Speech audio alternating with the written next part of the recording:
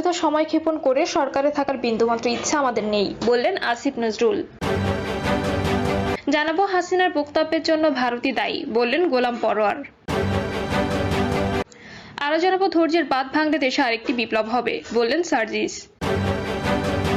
জানাবো গাজীপুরে বৈষম্য বিরোধী ছাত্রদের উপর গুলি।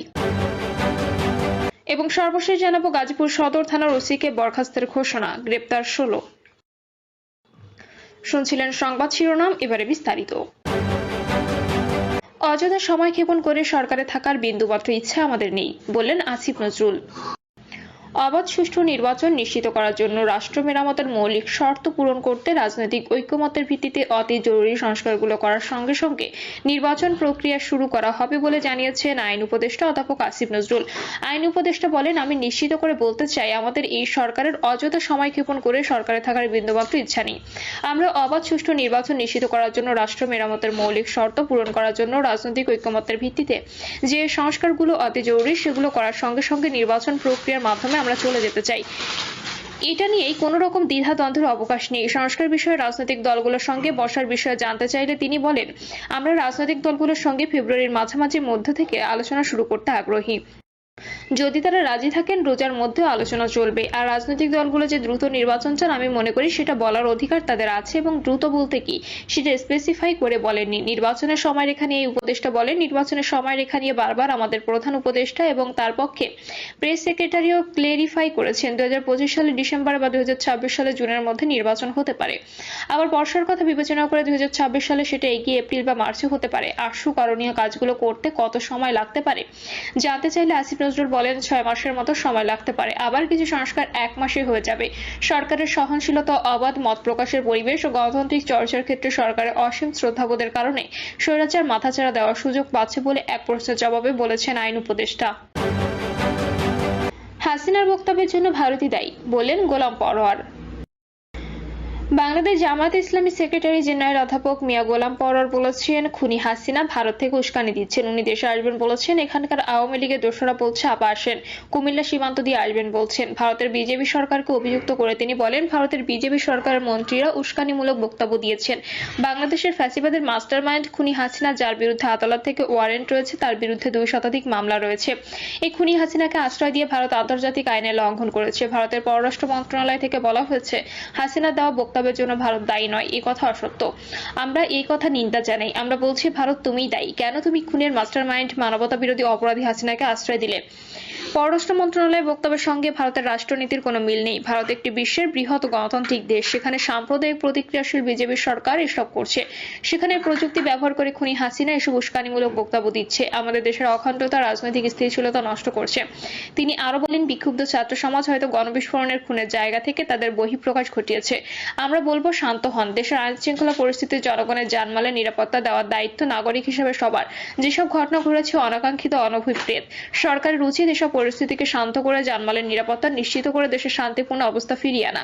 সেই সঙ্গে লুটপাটকারী খুনি হাসিনা সহ আওয়ামী লীগের নেতাদের ট্রাইব্যুনালে বিচার করা। ধৈর্যের বাঁধ ভাঙলে দেশে আরেকটি বিপ্লব হবে, বললেন সার্জিস। বৈষম্য বিরোধী ছাত্র আন্দোলনের সমন্বয়ক ও জাতীয় নাগরিক কমিটির মুখ্য সংগঠক সার্জিস আলম বলেছেন, ধৈর্যের বাঁধ ভেঙে ফেলে দেশে আরেকটি বিপ্লব দেখতে হবে।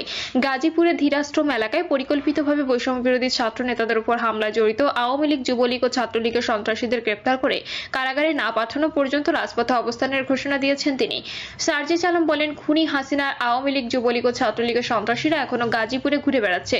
এই সন্ত্রাসীরা এখনো সোশ্যাল মিডিয়ায় আমাদের যোদ্ধাদের হুমকি দিচ্ছে। অন্তর্বর্তীকালীন সরকার, স্বরাষ্ট্র মন্ত্রণালয়, পুলিশ, ইন্টেলিজেন্স যদি আজকে রাতের মধ্যে হামলায় জড়িত খুনি সন্ত্রাসীদের গ্রেপ্তার করতে না পারে, তাহলে আমাদেরকে তাদের বিপক্ষে দাঁড়িয়ে যেতে হবে। এদিকে গাজীপুরের পুলিশ কমিশনার নাজমুল করিম খান সমাবেশে উপস্থিত হয়ে ছাত্র জনতার উপর হামলার ঘটনায় 16 জনকে গ্রেপ্তার করা হয়েছে বলে জানান এবং জড়িত অন্যদের দ্রুত গ্রেপ্তারের আশ্বাস দিলে সমাবেশ শেষ করে অবরোধ প্রত্যাহার করা হয়। গাজীপুরে বৈষম্য বিরোধী ছাত্রদের উপর গুলি। গাজীপুর জেলা প্রশাসক কার্যালয়ের সামনে বৈষম্য বিরোধী ছাত্র আন্দোলনের নেতাকর্মীদের লক্ষ্য করে গুলি চালিয়েছে দুর্বৃত্তরা। সন্ধ্যা 6:30টার দিকে দুই যুবক মোটরসাইকেল যোগে এসে বৈষম্য বিরোধী ছাত্র আন্দোলনের নেতাকর্মীদের লক্ষ্য করে গুলি করে দ্রুত সটকে পড়েন। গুলিতে মোবাশ্বের নামে বৈষম্য বিরোধী ছাত্র আন্দোলনের গাজীপুর জেলা শাখার এক কর্মী আহত হয়েছেন বলে জানিয়েছেন সংগঠনের জেলা শাখা যুগ্ম আহ্বায়ক শামিউল আলম নাবিল। তিনি বলেন, আজ সন্ধ্যায় বৈষম্য বিরোধী ছাত্র আন্দোলনের নেতাকর্মীরা প্রেস ব্রিফিং করেছিলেন। এ সময় মোটরসাইকেল যোগে দুই যুবক এসে একাধিক গুলি ছুড়ে দ্রুত সটকে পড়ে। এতে মোবাশ্বেরের হাতে গুলি লাগলে তাকে উদ্ধার করে গাজীপুর শহীদ তাজউদ্দিন আহমেদ মেডিকেল কলেজ হাসপাতালে নেওয়া হয়। এর আগে গতকাল রাতে গাজীপুর মহানগরীর ধীরাশ্রম এলাকায় সাবেক মুক্তিযুদ্ধ বিষয়ক মন্ত্রী আকামা মোজাম্মেল হকের পৈতৃক বাড়িতে হামলার খবর পেয়ে বৈষম্য বিরোধী ছাত্র নেতারা ঘটনাস্থলে গেলে পরিকল্পিতভাবে আওয়ামী লীগ, যুবলীগ ও ছাত্রলীগের নেতাকর্মীরা তাদের উপর হামলা চালায়। হামলায় 15 জন আহত হয়েছেন। এর মধ্যে গুরুতর আহত 5 জনকে উন্নত চিকিৎসার জন্য রাতেই ঢাকা মেডিকেল কলেজ হাসপাতালে স্থানান্তর করা হয়। গাজীপুর সদর থানার ওসিকে বরখাস্তের ঘোষণা, গ্রেপ্তার 16। গাজীপুর সদর থানার ভারপ্রাপ্ত কর্মকর্তা মোহাম্মদ আরিফুল ইসলামকে বরখাস্তের ঘোষণা দিয়েছে গাজীপুর মেট্রোপলিটন পুলিশের কমিশনার ডক্টর মোহাম্মদ নাজমুল করিম খান। এছাড়াও বৈষম্য বিরোধী ছাত্র আন্দোলনের শিক্ষার্থীদের উপর হামলার ঘটনায় এখনো পর্যন্ত 16 জনকে গ্রেপ্তার করা হয়েছে বলে তিনি জানান।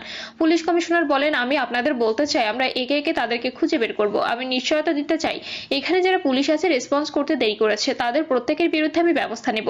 আমি শুনেছি 2 ঘন্টা পরে আমার ওসি আপনাদের ডাকে সাড়া দিয়েছে। আমি আপনাদের এই মুহূর্তে বলতে চাই, আমি তাকে সাসপেন্ড করব। তিনি বলেন, আমি আপনাদেরকে নিশ্চয়তা দিতে চাই, যারা এই ফ্যাসিবাদের সঙ্গে আঘাত করবে তাদেরকে পুলিশের চাকরি করতে দেওয়া যাবে না।